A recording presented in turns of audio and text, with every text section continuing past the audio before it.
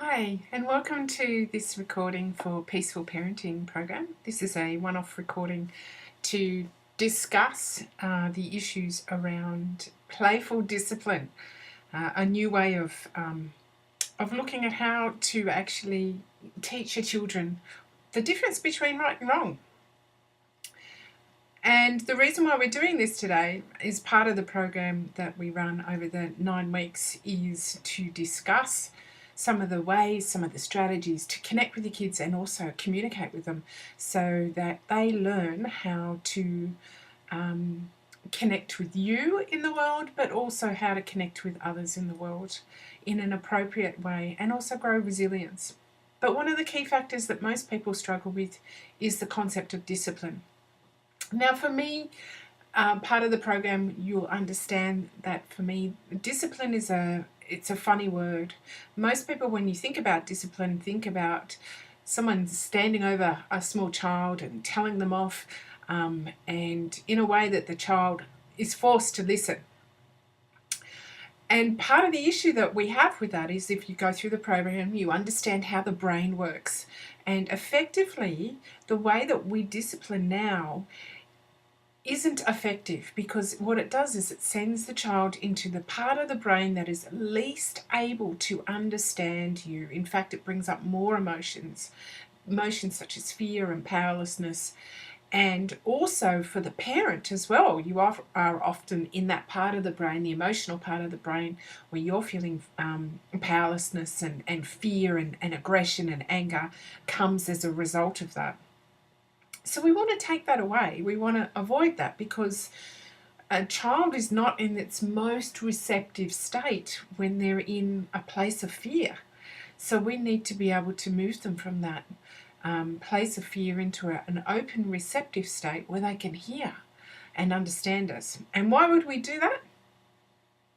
I want you just to really check in with yourself and remind yourself what it felt like as a child to be disciplined, to be yelled at, potentially even smacked, or sent off to your room or put into the naughty corner or whatever your parents did, or maybe they didn't do, which can also put a child off as well if you have a passive parent who doesn't know how to deal with you. You feel powerless and helplessness because you're looking to your parents for guidance, and if they're not capable emotionally to do that because they just shut down, they might just not talk to you, give you a blank screen as such, then that's just as frustrating for the child, and it puts them into a place of powerlessness and fear because they don't know what to do any more than the parent does. So we're going to talk about how we can avoid doing that today. But the first thing we need to approach and understand is, and we talk about this a lot in the program, is why do kids behave badly? Or why do they resist us when we're telling them to do something that they don't want to do? It might be as simple as go and brush your teeth, or pop your pajamas on, or get dressed, or come on, we've got to get in the car now. Why do they behave in a way that resists our request? And what I'm going to acknowledge here is that there's a few things. The first one, which we go into quite in depth during the program, is that they have an underlying need that we haven't quite understood or addressed yet. And if we can work out what their underlying need is, often that negates the issue for needing to discipline. I'll get more into that shortly. The second one is there's a lack of information. We as adults like choices. No one likes to be told what to do without a choice. So if you think about it, the classic one, and I certainly got this, was because I told you so. When a parent tells you something and you hear because I told you so, how frustrating is that? They have no understanding of why you've made that decision, why they're forced to do something that they've never and they want to do something else, and they don't understand what your perception of the world, or even what your wishes for them. What's behind it? What's driving? What's your need behind the directive that you've given that child? We all like making choices, and children are no different. And in fact, if you understand the power of teaching your children how to make healthy choices, instead of taking that decision away from them and creating a child that has no autonomy, has no way of knowing how to make healthy decisions for themselves, they then grow into adults who are the same. They don't know how to make healthy decisions for themselves. So our role as parents is as teachers, and to teach them, we need to give them information. We need to give them understanding as to why our decisions are our decisions, why our limits are set, why we set these boundaries within our family that are healthy for everyone. And often when we use that line of because I told you so, we're on that seesaw of between us feeling the fear of our needs are not being met, and you've got to understand that my need needs to be met. But the child doesn't know that. They can't read our mind. They don't understand our emotions. We need to teach them that. So that's part of the information. And often that's because we're also in a place of feeling fear and powerlessness. And when we're feeling fear and powerlessness, if we're using discipline, our child is in exactly the same state. And not ironically, that also creates an environment where you have less cooperation. So playful discipline is actually about the opposite of that. We want to encourage cooperation. We want to encourage a deeper connection so that they understand us and are more empathetic to our needs, as well as we're more empathetic to their needs. So that is what deep connection means. And we also want to make discipline a lot easier because it's really hard. It's tough to be standing over your child and telling them what to do and with all of our emotions, and not to snap when they're, defying us, not to snap and lose it and send them into the naughty corner or even hit them because we're so emotionally frustrated. Let's avoid that. Let's move on from that kind of parenting because it doesn't help us and it certainly doesn't help our children. So let's reiterate. Let me make this super clear. Serious approaches to discipline often provoke fear in the child and in us. It comes from a place of powerlessness, and we give that powerlessness to the child as we do that.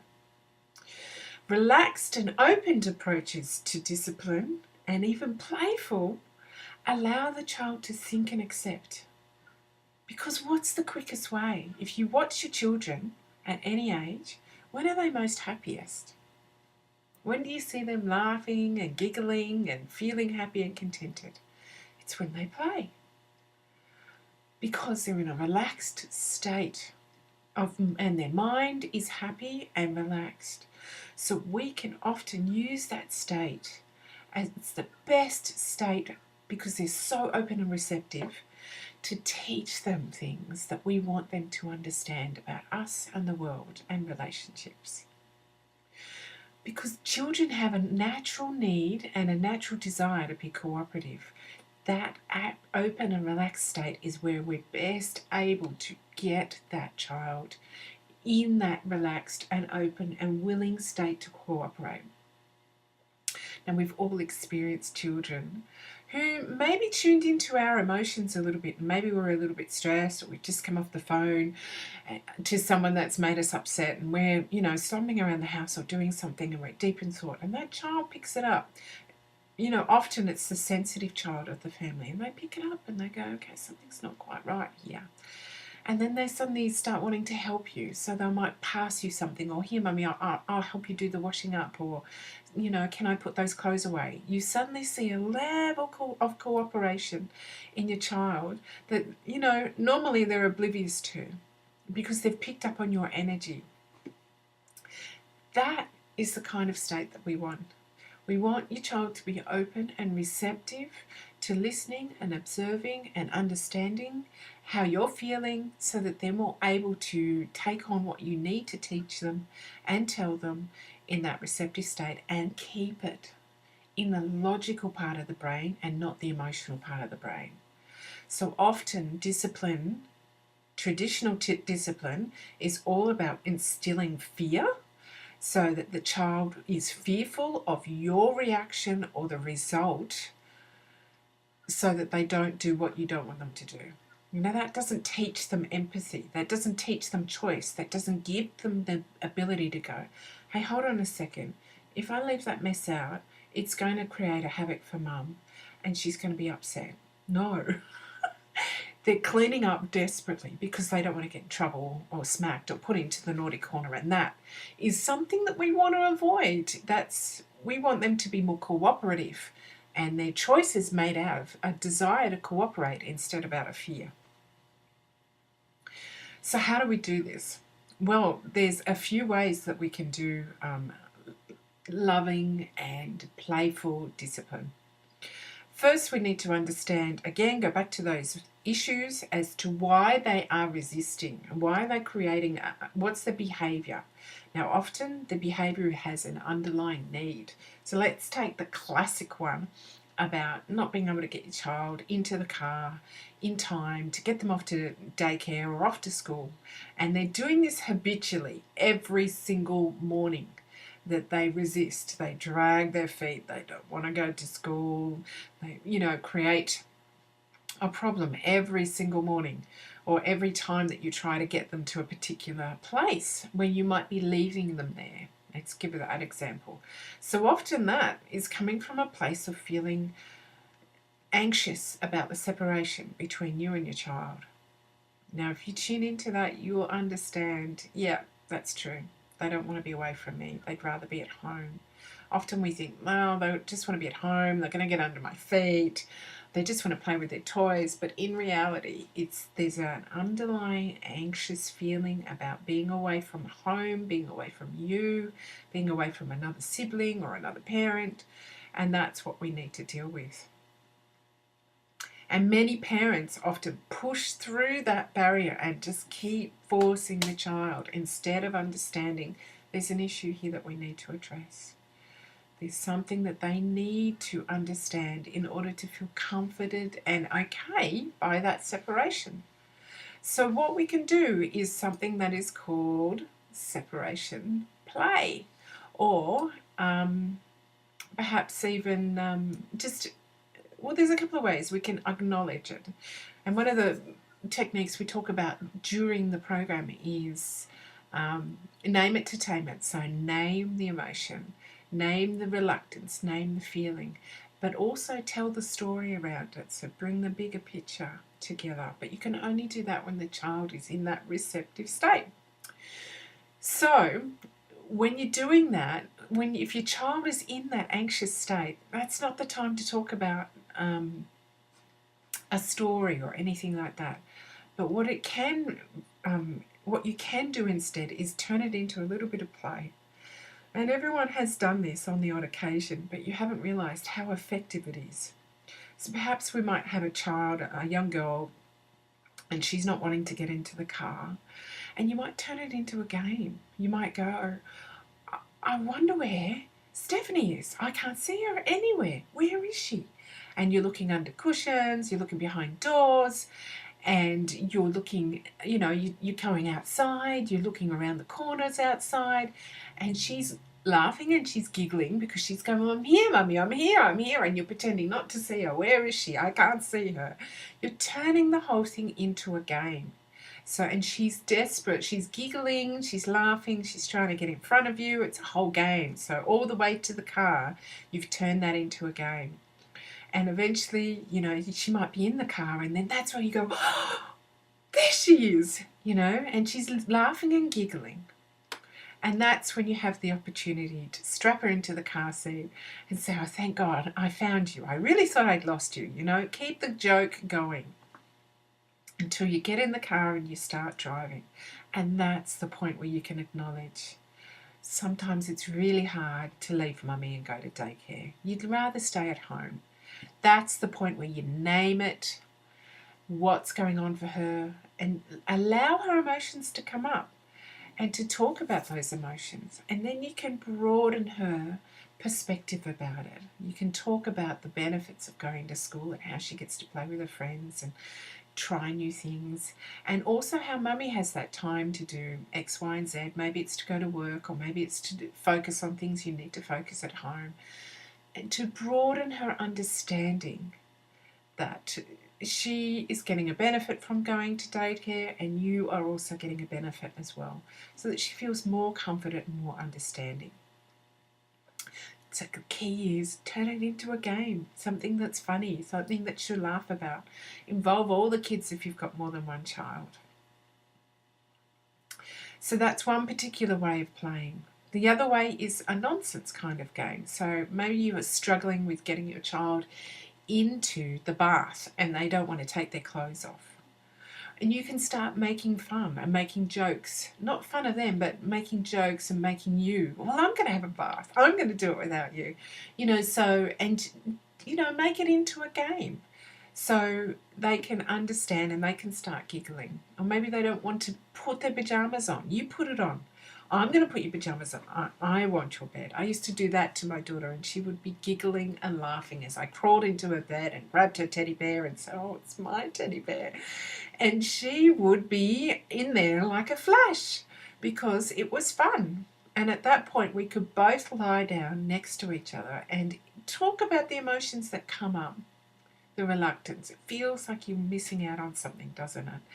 And also set the loving limits at that point. If you try and set the limit when they're in that emotional, no, I don't want to go to bed, no. If you try and do it then they're not in that receptive state. But if you've introduced a bit of play, you've had a bit of a giggle, you're now lying on the bed, and then you talk about, I'm really concerned if you don't go to bed at a particular time. I notice how tired you are in the morning. And that slows everyone up, and it makes me frustrated. And I always also need some time for myself. Mummy needs time to wind down and to talk to Daddy, and just to be able to wind down before I go to bed without having to worry about whether you're happy or whether you're hungry or anything like that. It's just a little space for me. It's my playtime.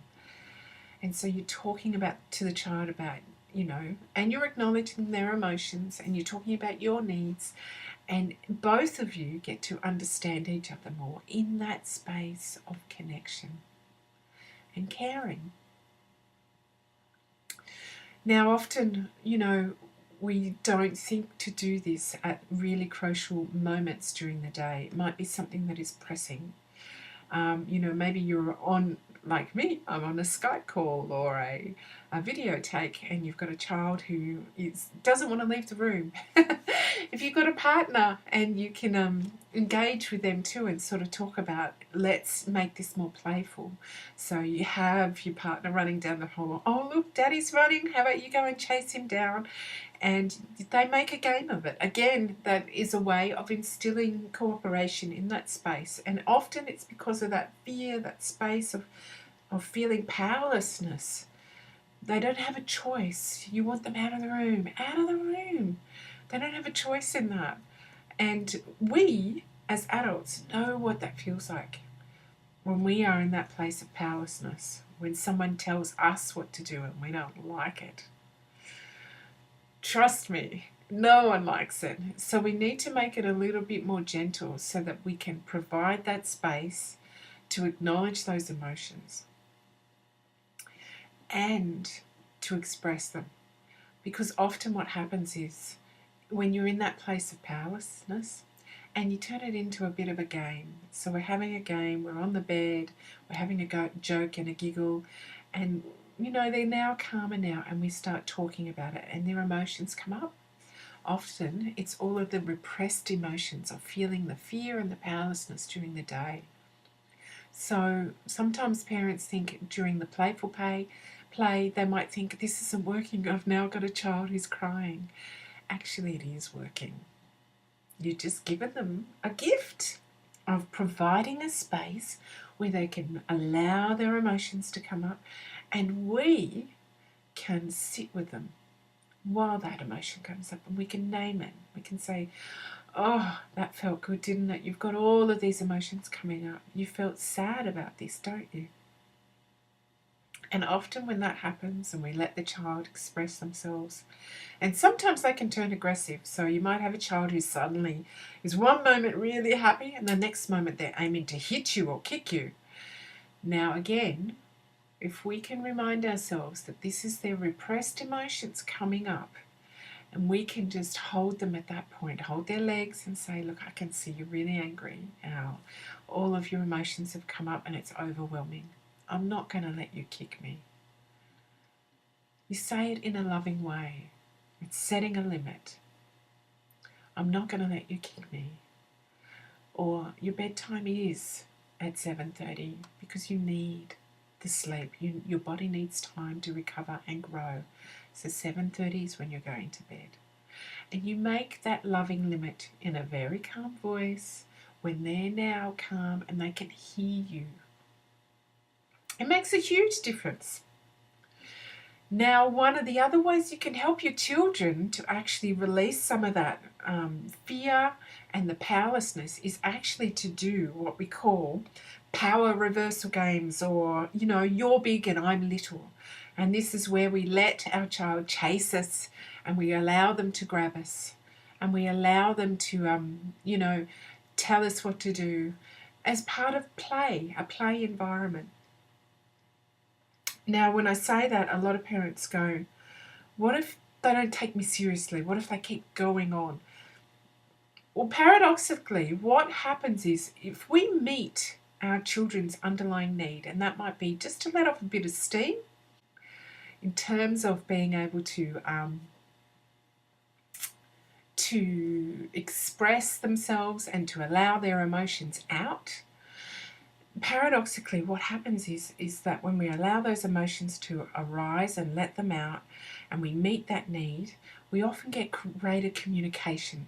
We will get a level of communication that isn't normally there because we're allowing those suppressed emotions out. Now, when we allow those suppressed emotions out, we are providing a space for our child to have that psychological airing space. Their emotions start getting more stable and start settling down and being easier to manage.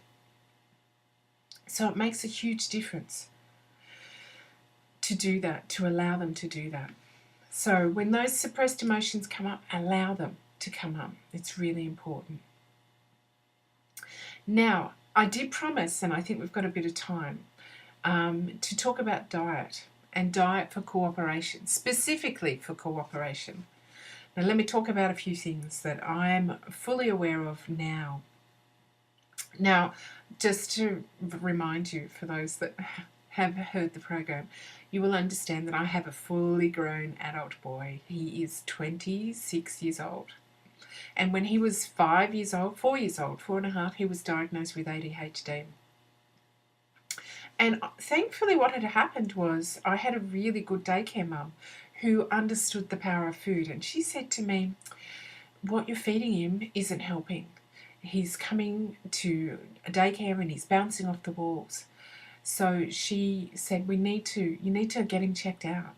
And so I got him checked out. And one of the things that I was suggested that I try an elimination diet. So I eliminated the things that most affect children, which are chemicals, preservatives that are in food, dairy and gluten. So I took those things out of his diet and I tried to keep it natural as much as possible. Now we're talking about 21 years ago now. And in those days, there wasn't a lot of options out there. So it was very challenging. But what I noticed was a massive difference in his behaviour. And his teachers noticed it, and his daycare people noticed it when he stuck to it. The things got challenging when we got to school because there were other kids in the playground that had food that he would swap out. So that's where things got really challenging. Thankfully, these days, things are much easier.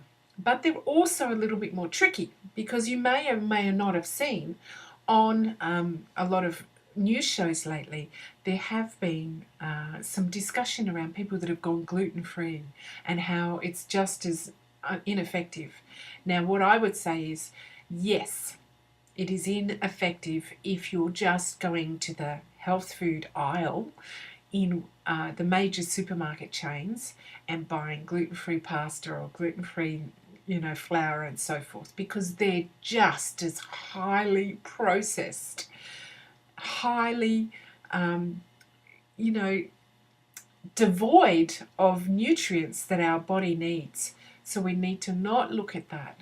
There are some great resources out there now, fantastic resources out there now for parents to look at that give them alternative ways of feeding your children.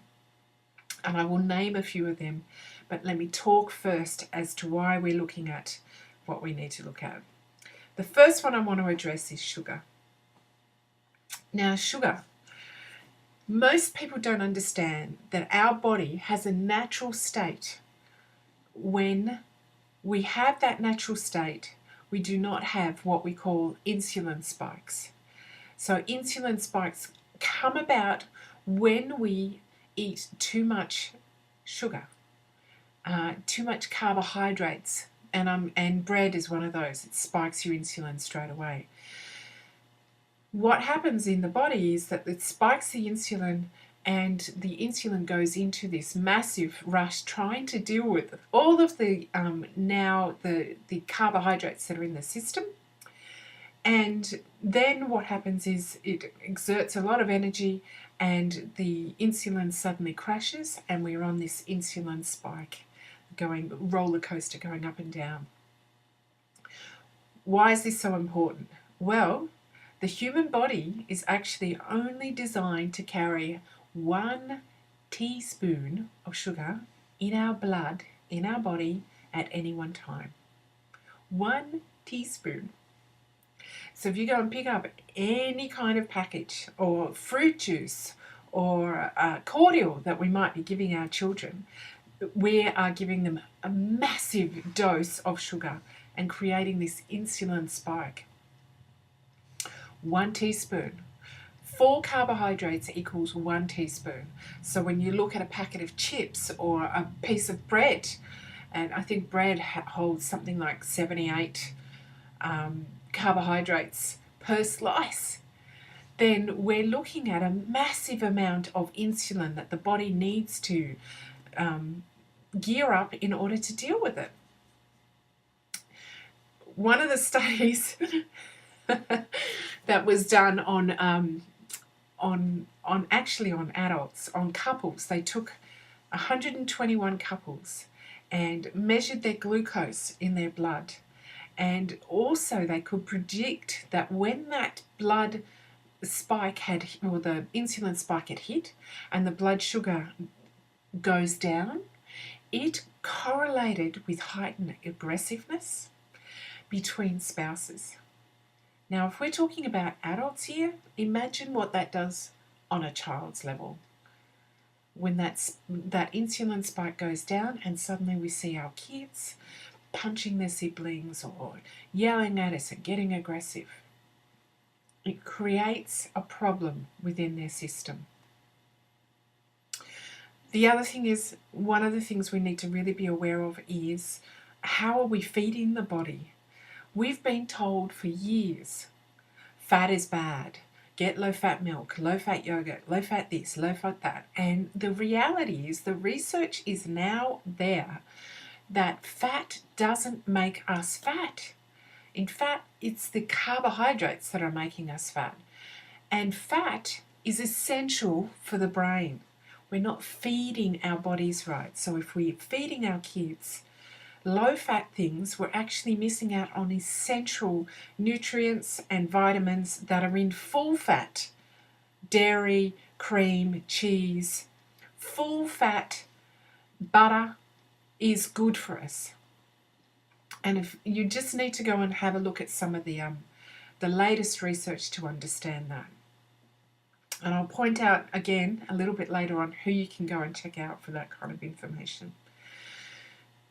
One of the key things we also need to be aware of is, if you're picking up a jar of even curry sauce, or maybe it's baby food or whatever it is, if it says on the side anything about preservatives or any kind of additives where there's numbers, that means this has been created in a lab, a chemical lab, in order to balance out and make this food last the longest it possibly can. And chemical additives are not natural for the body. So if it took a chemist to create it, avoid it, because you'll end up needing to go see someone in a lab coat to get rid of it. So avoid it. Okay, and the other key thing, margarine, toxic, absolutely toxic. And there's been some very funny experiments where people have taken margarine and put it down on the ground near an ant's nest, and a stick of butter, real butter. The ants will go for the butter. They will avoid the margarine completely. Now, if an ant is smart enough to avoid the margarine, how can we not be that smart? One of the key things that we need to do is feed our body to, and I really, it seems so obvious now to me, but yet people don't understand, or they've missed this particular link. We've always told our children, we need to feed you good, healthy food to make your body strong and healthy. And yet we've missed the link between what we're feeding them and their emotions and how they're behaving. We want to create a healthy body, but we've missed the link to what are we feeding them that is creating the depression or anxiety, which is prevalent, absolutely rampant, even in children these days. It's the link between the gut and the brain. Now, there are some diets out there.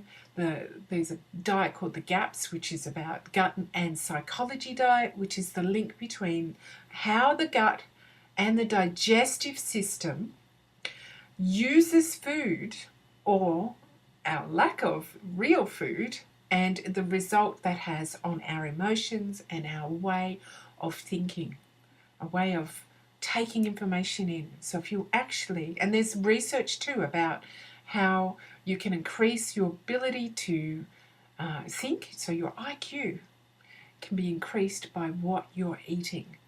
And it comes down to good, healthy fats. Good, healthy fats include natural fats. That is not a vegetable oil. A vegetable oil is not a natural fat. Vegetables are not naturally fatty. So, and yet we're extracting all of the minuscule amount of fats in that and thinking that it's healthy. And in reality, it's not.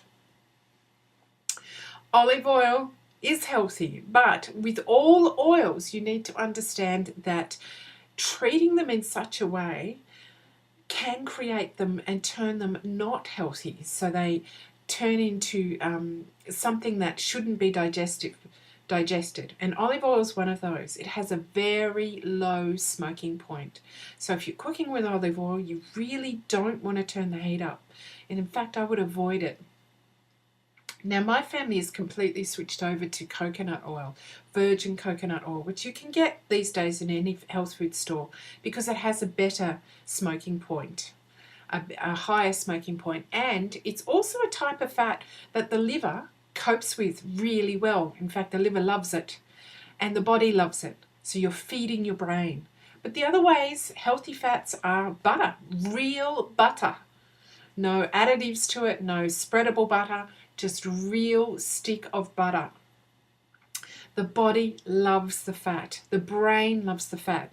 Our brain is hungry. Believe it or not, research has shown that despite it being such a small part of the body, our brain is only 2% of our body weight, and yet it consumes 20% of our calories. So if your calorie is low in fat, you're starving your brain of essential things. You're starving your children of essential fatty acids that they need in order to have a healthy brain. Other healthy fats? Animal fat. Yes. Animal fats are okay. So don't take the skin off the chicken. It's got essential fatty acids, omega-3s in that skin. So yes, eat the fat off the chicken. Animal fats like pork chops and lamb chops, don't chop the fat off. It's essential for the body. And I'm going to say this to every adult that thinks, I've got a weight problem, I can't eat fat. It's the carbohydrates that are making you fat. It is not the fat. In fact, there are so many people out there now, and I would encourage you to go and look at, in Australia, there's a lady called Christine Crennou. She has put out a book, and she's a living example. She's been on a very high-fat diet, low carbohydrate, for 14 years. And she's incredibly healthy. She runs every day, but she eats fat. Her family, a family of 4, eat 2 kilograms of butter a week, and they're all skinny and healthy. The food pyramid only came in the 1984. 1984 is when they started saying, cut out the eggs, cut out the butter, cut out this and that, and there was a food pyramid that was created. If you have also a look at when the rates of obesity started going up, it was the same time. And we're now looking at children that are obese, we're looking at adults that are obese, and we're telling them to eat less and eat low fat. And yet what we're doing to our bodies is creating a vicious cycle, because we're starving our brain, and our brains are going, but I'm hungry, I'm hungry, I'm hungry. And ironically, if you eat more fat in your diet, your brain is happy, and all thoughts and all obsessive thoughts around food go, because your brain is satisfied. And that will be the same for your children. Give them lots of fat and you'll have happy children. And also you'll start creating the hormones, more in the body that are more aligned with happiness and cooperation. One of those is dopamine. Dopamine is about creating a desire to cooperate, but also for rewards. So it is our happy. It's also the one, it can create, as part of the brain, the desire for sugary foods. So our brain is naturally wired to go for sugary foods because it was so hard to find back in the caveman days, and it was always a signal that it was a good food for us. And yet we've overdosed on it because we've gone to processed sugar instead of fruit, which is healthy, but not fruit juice, which is a high amount of sugar without all the healthy fibre. Fruit is healthy. There are good replacements for sugar these days, which you can go and investigate, and I would encourage you to do. Or if you still, want to give your children treats, then make them yourself and use it out of a less refined sugar like Rabadura or coconut sugar or something like that. A less refined sugar which the body can cope with, and make it a sometime treat. All right, so let me give you some resources. So one of the ones I told you about was Christine Crennou, and I will write these up and make them as part of the notes when I post this into Facebook. There's a lady who, go and check out the website called cutoutthecrap.com.au. She's an Australian lady. She sells books. She also has a book that talks about children's treats, so how to create that. Kids' treats. And most parents might go, but hold on, I don't have time for that. It's much easier to go and buy a packet of muesli bars or, some sort of snack bar. But I'm telling you, if you look on the side of that, if you see the chemicals, you're putting chemicals into your children. So we need to cut out the crap, because those chemicals are creating chemical reactions in your children and raising that aggressive behaviour and less cooperative behaviour. So cut out the crap. The way that I do it is I choose one day a week. It might be a weekend for you. Maybe it's a Sunday afternoon. And I build and I make a treat that lasts for the week for the kids. Put it into the lunchbox. And then I know they're eating better food. Now that is my choice. And I can certainly tell you that from my experience that the parents that have followed that particular choice have seen the difference in their kids. All right, more resources. There is a Scandinavian site, and did you know that the whole Scandinavian society now has thrown out the food pyramid and have embraced a lower carbohydrate, moderate protein, and high fat diet, and it's cut their heart disease in half.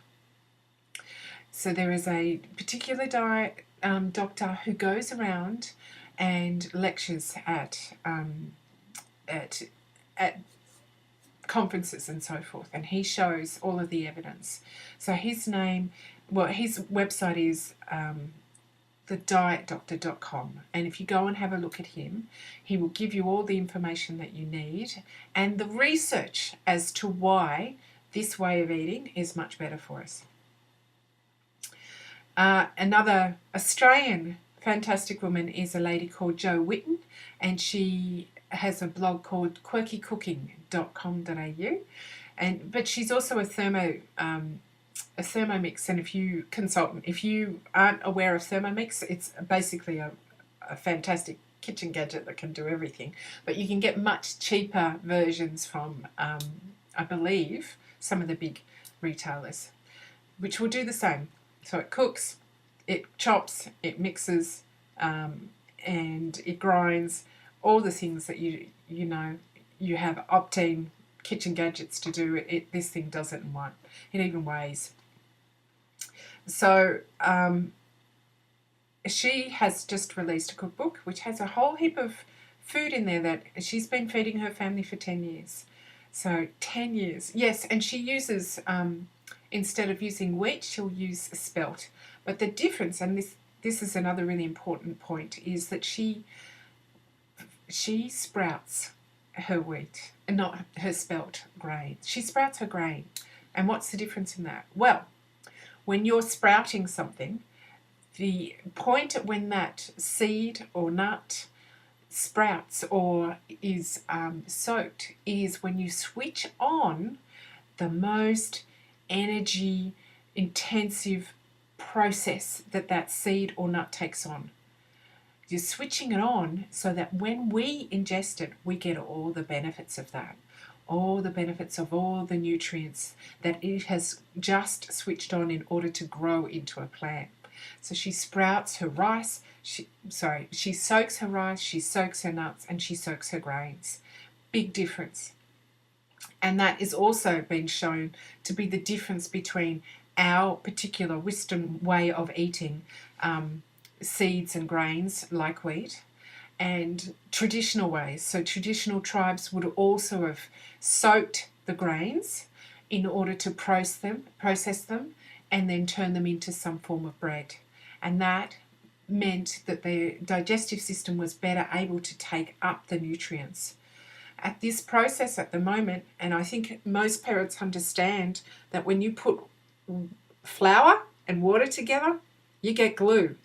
You put it together. If you make a bread dough, you can see how sticky it is and how gluey it is. That's what we're putting into our gut, and that's part of the problem. It's not, it doesn't have any nutrients in it. It's empty because it's been processed to death, put preservatives in it, stuck on a shelf, and sat there for months and months. Whereas traditional tribes would have grabbed the grain, soaked it, then ground it, and then made their bread out of it. A huge difference. It's going from the seed, it's going into the point of creating such a nutrient intense food, and then they've ground it and ingested it. Huge difference to what we're doing with grain these days. So that's my 2 cents worth in terms of diet. If we're really serious about helping our kids and also ourselves with their emotions and with their resilience, we need to look at it as part of the package. It's not just our approach, it's what we're putting into our kids, what we're giving them in their environment. And there's so many chemicals these days, it's not funny. So if you can go organic, go organic. If you can cut out the crap, cut out the crap. Okay, think that's enough talking for the day. Thank you for your time, and I wish you all really well on your journey.